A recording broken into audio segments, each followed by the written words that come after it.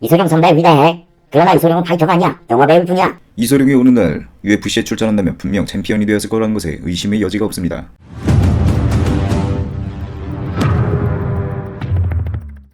안녕하십니까, 한중원입니다. 여러분들께서는 이소룡에 대해 얼마나 알고 계십니까? 이소룡의 위대한 업적은 누구나 다 인정하지만 아직도 실전 격투 능력에 대해서는 의견이 분분합니다. 같은 대상이라도 각자의 경험과 지식에 따라 받아들이는 방식이 다르기 때문이죠. 이소룡 학생 시절 이후 공식적인 시합에 출전한 기록이 없다 보니 실적으로 증명할 수 있는 객관적인 데이터는 존재하지 않습니다. 롱비치 국제 가라테 토너먼트에서 보여진 스파링 영상은 유명한 실전 영상이라고 알려져 있지만 누가 봐도 실전이 아니죠. 이 영상을 통해 이소룡의 동작과 스파링 방식을 분석해 볼 수는 있지만 실전과는 거리가 있는 시범에 불과하다고 볼 수 있습니다. 유일한 실전 영상은 사실 존재했습니다. 용쟁우투 촬영 중 12권은 조폭과 싸웠던 장면이 필름에 녹화된 적이 있었으나 아쉽게도 그때 당시에 필름 담당자가 대수롭지 않게 여겨 폐기했기 때문에 지금은 존재하지 않습니다. 그리하여 이소룡의 실력을 추론하기 위해서는 두 가지가 병행되어야 합니다. 첫째, 눈에 보이는 것이 다가 아닙니다. 높은 산은 직접 마주해봐야 얼마나 거대한지 알 수 있듯이 격투기를 이해하고 그가 연구하고 기록했던 자료들에 대해 알아야 합니다. 그리고 둘째, 이순신 장군의 위대함을 알기 위해서는 임진왜란과 역사를 알아야 하듯 마찬가지로 이소룡의 삶과 역사를 알아야겠죠.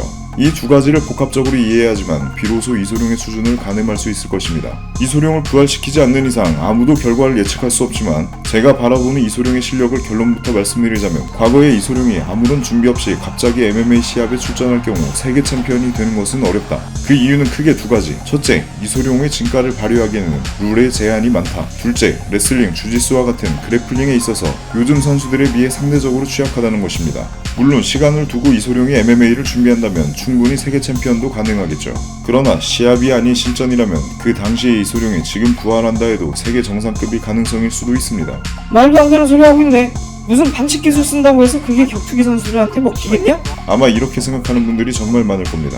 그러나 실전이란 신체 능력 외에도 승패를 가르는 요소가 너무 많이 존재하며 수많은 변수가 작용하기 때문에 다양한 관점에서 이소룡과 실전에 관해 정리해보겠습니다. 인간이 어떤 분야의 높은 경지에 도달하기 위해서는 요행이란 없습니다. 그러기 위해선 엄청난 노력의 대가를 지불해야만 하죠. 만약에 인간이 아닌 로봇이라면 그럴 필요가 없습니다. 메이웨더 2.0을 설치하면 그냥 빵! 바로 복싱 세계 챔피언이 되겠죠. 그러나 우린 사람입니다. 실력을 갖추려면 그만큼의 시간과 노력이 필요합니다. 요점은 이소룡은 과연 세계 최고 수준의 선수만큼 훈련을 했느냐입니다. 이 요건을 충족시키지 못하면 이소룡이 아무리 핑거잽을 날리고 오블리킥이나 낭심차기를 잘한다 해도 신체의 움직임에 대한 메커니즘은 현대 MMA 동작의 반경에서 크게 벗어나지 않기 때문에 프로를 상대로 덤볐다가는 큰 낭패를 보게 될 것입니다. 그러나 이소룡의 훈련량은 이 요건을 충족시키고도 남습니다. 어릴 적부터 강박증처럼 한쉬도 쉬지 않고 계속 움직이고 뭔가를 해야만 하는 성격에 붙여진 별명 무시정. 그 3살 버릇이 죽는 날까지 쉬지 않고 트레이닝을 하는 습관으로 남아있었죠. 영화 촬영 중 쉬는 시간이나 운전, 독서, 대화 중 그리고 복싱 영상을 분석하는 와중에도 동시에 트레이닝을 쉬지 않고 할 정도였습니다. 훈련 강도도 혹독하기로 유명했죠. 브루스는 정말 광적으로 훈련했어요. 저랑 브루스는 캘리포니아 컬버시티 뒷마당에서 같이 훈련을 했었죠. 서너 시간 정도 운동을 끝내고 거실로 들어가 소파에 앉으면 이소룡의 아내 린다가 아이스티 한 잔을 가져다 주곤 했습니다. 제가 쉬는 동안 브루스는 바닥에 눕더니 크런치를 하는 거예요. 제가 말했죠. 브루스, 쉬는 시간이야. 너도 좀 쉬어야지. 알잖아. 하루 종일 훈련하려면 배터리를 충전해야 돼. 안 그럼 엔진이 다 타버린단 말이야. 하지만 브루스는 계속 빡세게 훈련했어요. 진짜 훈련에 미친 사람인 줄 알았습니다.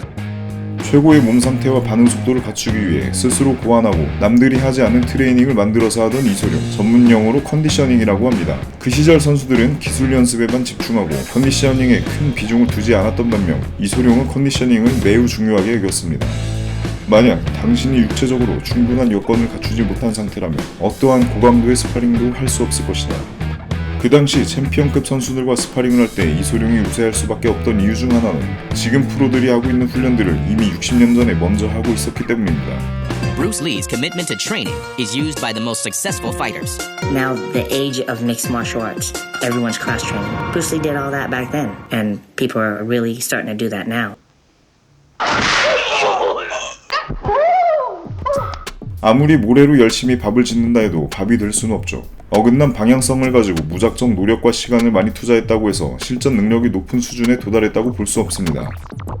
단지 높은 수준과 강도로 훈련을 한다는 이유만으로 실전의 고수가 되었다고 착각해서는 안 된다. 스파링이야말로 궁극적인 실전에 대한 훈련이고 트레이닝은 오직 스파링을 위한 일부분이라는 것을 명심해라.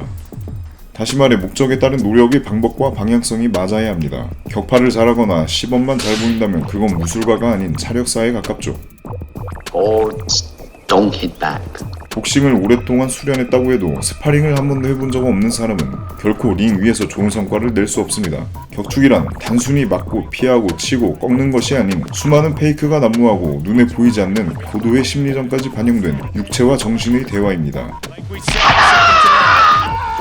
우리는 종합격투기가 없던 그 시대의 포인트 가라테 방식을 비판하며 타격과 그래플링을 동시에 허용하는 종합격투기를 추구했던 이소룡의 흔적을 찾아볼 수 있습니다. 바로 오늘날 MMA 시합에서 사용하는 오픈핑거 글러브, 공식적으로 이소룡이 세계 최초로 발명한 것이죠. 알다시피 이소룡이 했던 모든 노력들은 오직 실전 격투에 포커스가 맞춰져 있습니다. 미국으로 건너오기 전 홍콩에서는 학생 시절 호랑이파라는 조직의 두목으로서 생사를 넘나드는 길거리 싸움을 하며 지내왔고 생존의 위협을 받다 보니 쇠사슬이나 칼을 차고 다니기도 했습니다. 이러한 어린 시절 생존을 위한 실전 경험이 바탕이 되어 무술의 본질은 자신의 생존을 위해 상대를 제압하는 것이 궁극적인 목적임을 언제나 염두에 두고 있었죠. 그러다 보니 이소룡이 사용하는 많은 기술들은 시합에서 모두 반칙에 해당됩니다. 그렇다고 해서 이소룡은 다른 투기 종목이나 무술들을 절대로 등한시하지 않았습니다. 만약에 나는 핑거잽만 쓰면 되기 때문에 복싱은 필요 없어, 킥은 무릎이나 낭심만 차면 되니까 높이 찰 필요가 없어 라고 했다면 저는 이소룡의 생각이 틀렸다고 판단했을 것입니다. 훌륭한 무술가라면 모든 기술을 능숙하게 쓸 줄 알아야 한다. 이소룡은 실전에 필요한 모든 요소들을 중요하게 여겼습니다. philosophy was 100% right. 그러나 이러한 실전에 맞는 이론적인 방향성을 가졌다고 해서 실제로 실전 격투 능력이 뛰어났느냐는 또 다른 문제죠. 알다시피 법치국가에서는 그 많은 실전 기술들을 아무한테나 사용할 수 없는 법입니다. 상대를 불구로 만들거나 생명에 지장을 주는 비인간적인 행위이기 때문이죠.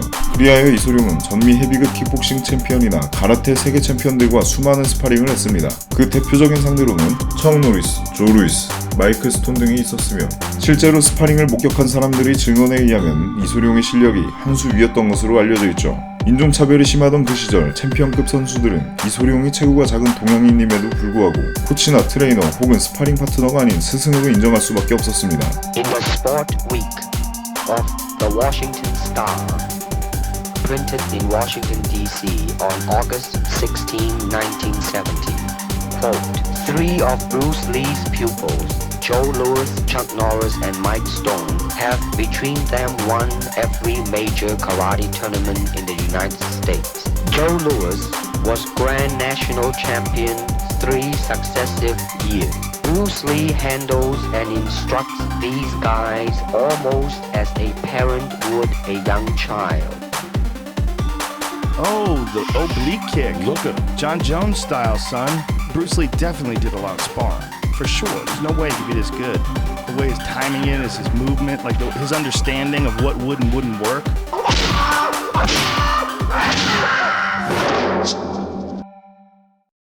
UFC 라이트급 세계 챔피언 하빕 누르마고메도프. 현재 UFC에서는 최정상급 선수지만 만약 지금 당장 레슬링, 주짓수, 복싱과 같은 단일 종목에 참가하면 세계 최고가 될 수 있을까요?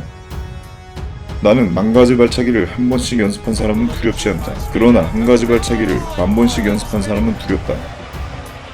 종합격투기 선수가 단일 종목 선수와 싸우게 되면 이기기 어려운 것이 그 이유입니다. 종합격투기 선수가 정통 복서로 전향하려면 모든 훈련을 복싱에 필요한 훈련에만 집중해야 합니다. 그렇게 되면 다른 곳에 사용되는 감각과 기능들이 자연스럽게 퇴화되고 결국 시간이 지나면서 복싱 이외의 다른 기술들의 역량은 점차 떨어지게 되죠. 이소룡이 학생 시절 복싱 대회에서 우승한 이후 공식적인 시합에 나가지 않았던 이유도 마찬가지입니다. 지는 걸 죽기보다 싫어했던 이소룡이 복싱이나 가라테 등의 룰의 제한이 있는 곳에서 싸우게 되면 룰에 얽매이게 되어 자신의 모든 기량을 발휘할 수 없기 때문입니다. 스파링에 있어서 전체적인 것을 본다는 것은 매우 중요하다. 정해진 패턴만을 사용하는 배타적인 무술가는 그의 자유를 잃고 있는 것이다. 실전이란 개인적인 선택이나 공상의 기출을 둔 것이 아니기 때문에 그런 사고방식은 진실을 방해하는 장벽 외에는 아무것도 될 수 없다. 스파링에 있어서 관습과 형식에 조종당하는 로봇이 아닌 지각력 있게 살아 움직이는 인간으로서 모든 각도에서의 공격을 할 수 있어야 한다. 이소룡이 스스로 추구하는 이상은 확고했습니다. 시합에서가 아닌 실전에서 신체의 모든 부분을 활용한 격투술이 최고 경지에 오르는 것이며 무술을 통해 세상의 이치와 인간 내면의 깊은 깨달음을 추구하고 영화를 통해 사람들에게 자신의 뜻을 전달하는 것이었습니다.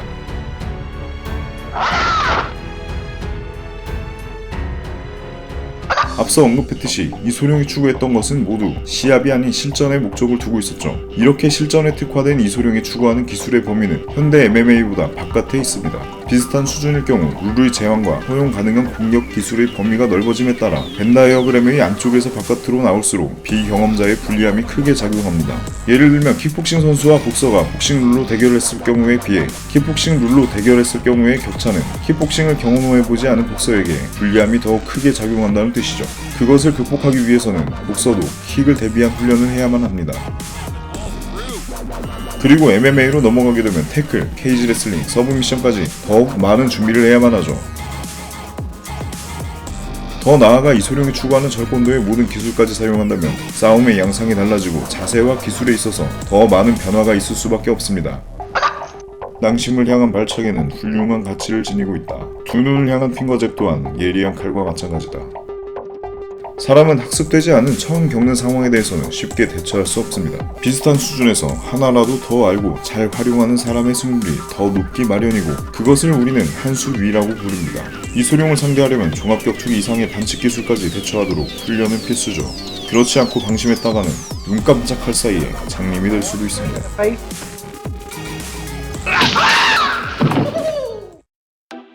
여러분들은 맨손 실전 격투에 있어서 현존하는 지구상 가장 강한 사람을 뽑으라면 누굴 선택하시겠습니까? 아마 대부분 제 생각과 크게 다르지 않을 것입니다. 저는 아마도 메이저 종합격투기 단체의 헤비급 챔피언이라고 생각합니다. 소문에 의하면 세상에 알려지지 않은 실전 비기를 갖춘 은둔 고수들이 존재한다고는 합니다. 만일 존재한다고 하더라도 세계 정상급 파이터 수준의 훈련량과 실전에 부합하는 훈련 방식 그리고 경험까지 삼위일체가 되지 않는다면 그들을 상대로는 거의 승산이 없을 것이라고 생각합니다. 그 이유는 앞서 말했듯이 상대방의 신체에 유효한 공격을 가하기 위한 어떠한 동작도 종합격투기에 반영된 신체의 메커니즘을 크게 벗어나지 않으며 그만큼의 수준과 경험 없이 챔피언급의 선수를 상대로 영향력을 발휘한다는 것은 거의 불가능에 가깝다고 보기 때문입니다. 어떠한 무술이든 실전 경험을 반복해서 실행하고 메타인지가 작용한다면 단점은 보완되고 장점은 더욱 발전시켜 최적화될 것입니다. 그러나 형식과 족보만을 중요시하며 전통만을 고집하던 가짜 무술가들은 실전과 거리가 멀어져 퇴화하고 있는 현실이죠. 이소룡은 이러한 이유로 60년 전 형식만을 추구하던 실전성 없는 중국 무술의 병폐 현상을 쓸모없다고 비판했고 미국에 있는 여러 쿵푸 사범들을 보고 제대로 싸울 줄 아는 사람이 없다고 했죠. 굳이 설명하지 않아도 가짜 무술 고수들은 오늘날 매스컴을 통해 스스로 검증하고 있습니다. 반면 현대 종합격투기는 이소룡이 추구한 실전에 가까운 방향으로 발전해왔으며 선수들의 수준 또한 상향평준화가 되었습니다. 그래플링만 놓고 봤을 때 이소룡이 요즘 선수들보다 상대적으로 부족하다고 판단되는 것은 부인할 수 없는 사실입니다. 물론 이소룡이 그래플링을 모르는 것도 아니고 잘 못한다는 뜻은 아닙니다. 그의 베스트 프렌드이자 그래플링의 대부로 불리우는 세계 최초의 이종격투기 선수 진 르벨에게 그래플링을 배우며 같이 훈련하기도 했고 그래플링의 중요성을 영화를 통해 표현하기도 했습니다. 그러나 상대적으로 취약하다고 말씀드리는 이유는 그레이시 가문이 세계적으로 알린 브라질리언 주짓수를 접하기 이전에 이소룡은 이미 사망했으며 현대 종합격투기 선수들만 만큼의 그래플링 훈련과 경험이 양적으로 부족하기 때문이죠. 주짓수를 해보신 분들은 아시겠지만 내가 모르는 기술을 상대가 시전하면 상대방이 왜 이렇게 움직이는지 이해하기도 전에 서브미션에 당하게 됩니다. 이소룡이 아무리 타격기에 능하다고 할지라도 반칙 기술 없이는 그라운드로 넘어간 상태에서 현대 종합격투기 선수들을 이기기는 정말 힘들 것이라고 판단됩니다. 그러나 그라운드로 넘어가기 위해서는 절대적으로 필요한 요소가 하나 있습니다. 바로 타격전 중 빈틈이 생겨야만 가능한 것이죠. 유도, 레슬링, 주짓수는 타격이 없는 전제 조건으로 대결을 펼치지만 타격이 허용되는 종합격투기 룰에서는 사용할 수 있는 기술들의 활용 범위가 축소될 뿐더러 접근하기가 더욱 어려워집니다. 태클 들어가기 전에 나 들어간다 하며 솔직하게 들어가는 선수는 거의 없습니다. 페이크나 타격을 동반하거나 혹은 상대의 헛동작을 유도한 다음에 들어가야 효과적이기 때문이죠. 만일 유효한 타격이나 치명타에 걸리게 되면 그라운드 상황으로 넘어가는 것은 매우 어렵습니다. 실전이라면 더더욱 그렇죠. 실전은 6초 내에 끝내야 한다. 이소룡의 목적은 단 하나, 최단 시간 안에 적을 제압하는 것. 상대가 태클을 하는 과정이나 그라운드로 넘어가는 과정에 상대를 불구로 만드는 것이 이소룡의 파이법입니다. 예를 들면 이 상황에서 안구를 공격한다거나 이 상황에서 박치기 혹은 귀 깨물기 또는 물론 시합에서는 반칙이고 일반인들이 프로를 상대로 어설프게 시전했다가는 오히려 역효과가 날 것입니다. 미국 스몰서클 주짓수의 창시자 원리제이는 이소룡에 관해 이렇게 이야기했죠. 브루스는 나의 기술을 많이 배우려 하지 않았습니다. 왜냐면 나는 적을 안전하게 제압하여 상대가 나를 공격하지 못하게 하는 것이 목적이었지만 브루스는 수단 방법을 가리지 않고 최단 시간에 적을 제압하는 것이 목적이었기 때문이죠. 우리가 추구하던 철학은 그런 차이점이 있었습니다.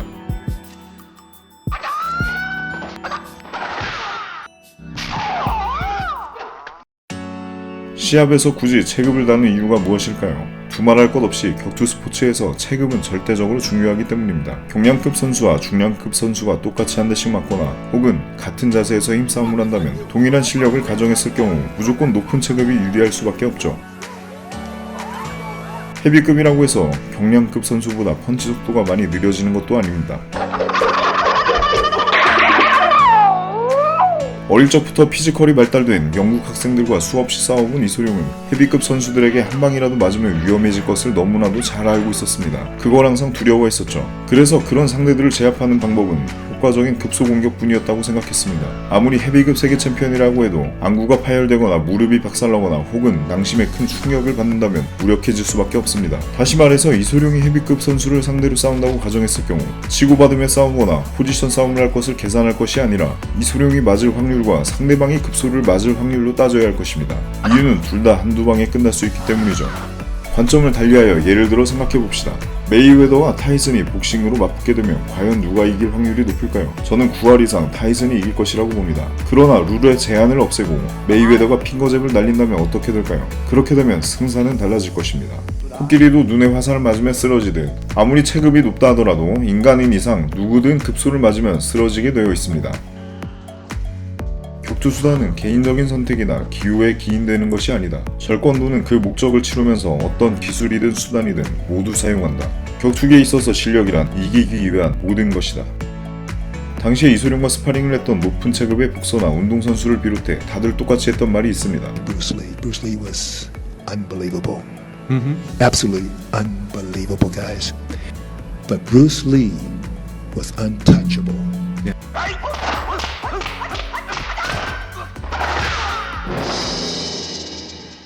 3인성우라는 말이 있습니다. 사람 3명이면 호랑이도 만든다는 뜻으로 거짓말이라도 여러 사람이 말하면 남이 쉽게 믿는다는 말입니다. 요즘이나 그 시대나 사람들의 사고방식은 마찬가지였습니다. 이소룡을 만나보지 못한 사람들은 시합에 출전하지 않는다는 이유로 이소룡이 강하다는 거 불화 아니냐? 라는 식으로 폄하하거나 Chinese boxing. 그거 그냥 발레 같은 거 아니냐? 라는 식으로 비난했죠. 과연 이소룡은 실력도 없는데 과장된 사람일까요? 한때 유리겔라라는 유명한 마술사가 있었습니다. 숟가락을 구부리는 묘기를 초능력이라고 선보이며 전세계를 들썩하게 만들었죠. 그러다 어느 날 제임스 랜디라는 초능력 사냥꾼이 나타나 유리겔라의 숟가락 마술은 영상 기억 학금을 이용한 사기다 라고 주장합니다. 이에 발끈한 유리겔라는 제임스 랜디에게 소송을 걸어 1,500만 불의 위자료를 요구했으나 재판에서 자신의 초능력을 증명하지 못하고 반대로 제임스 랜디에게 12만 달러를 지불하게 되었습니다. 결론은 그렇게 사기꾼으로 판결이 났죠. 세상의 이치란 그렇습니다. 순간적인 유행으로 유명해지는 것은 가능하지만 그 유명세는 곧 피할 수 없는 수많은 도전이 따르기 마련입니다. 결국 실력이 부족하다면 언젠가 패배하게 되고 세상 모두에게 평가받기 마련이죠. 누군가는 장클로드 반담을 언급하며 대회에 나가서 우승했기 때문에 인정받지만 이소룡은 그렇게 보여준 것이 없어서 인정할 수 없다고 말합니다. 그러나 장클로드 반담은 돈 윌슨의 공개적인 도전을 피하거나 전 보디가드인 척 지토에게 맞은 적이 있어 그 패배가 꼬리표처럼 따라다녔습니다. 이소룡 또한 유명세가 어마어마했고 어딜 가나 도전자들은 항상 끊이지 않았습니다. 이소룡이랑 싸워봤다라는 사실만으로도 유명해졌기 때문이죠. 그 수많은 도전 속에서 단 한 번도 패배한 적이 없던 게 이소룡입니다. 이소룡을 겪어본 사람들은 실전에서 이소룡을 이기는 사람이 없다가 마치 상식처럼 여겨졌습니다. 그렇기 때문에 이소룡과 무하마드 알리와 싸우면 누가 이기느냐 이런 질문이 나오는 것입니다. 여러분들은 이영걸, 성룡, 견자단 같은 배우가 지금 UFC 선수들을 이긴다고 주장하는 사람들을 주변에서 본 적이 있습니까? 거의 없을 것입니다. 그렇게 주장한다면 영화와 현실을 구분 못한다고 바보 취급당하거나 아직도 죽은 무술에 대해 환상을 갖고 있다고 조롱받을 것입니다. 아무리 견자단이 실전에 일가견이 있다고 하더라도 선수들이 견자단을 스승으로 모시며 격투기를 배우러 다니지는 않습니다.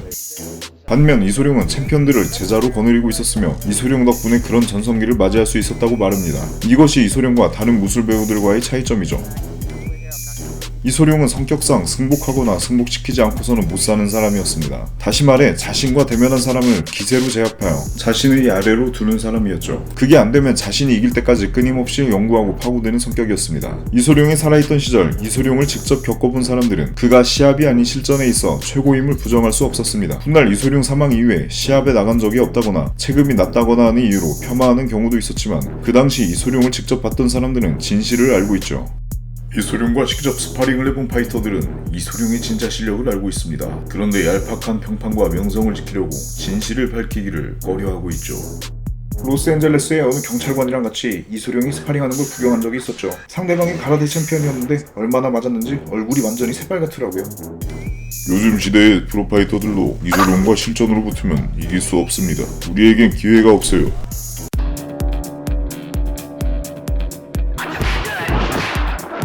물론 그 당시에 비해 지금의 격투기의 수준이 발달한 것은 사실입니다. 그러나 인간의 팔다리 개수와 급소를 맞으면 쓰러진다는 것 또한 변하지 않을 사실입니다. 끝으로 결론을 요약하자면 이소룡은 그 당시 거물급 챔피언들의 스승이자 무패의 무술가로서 살았으며 그 당시에 이소룡을 실력으로 누른 사람이 없었다는 것입니다.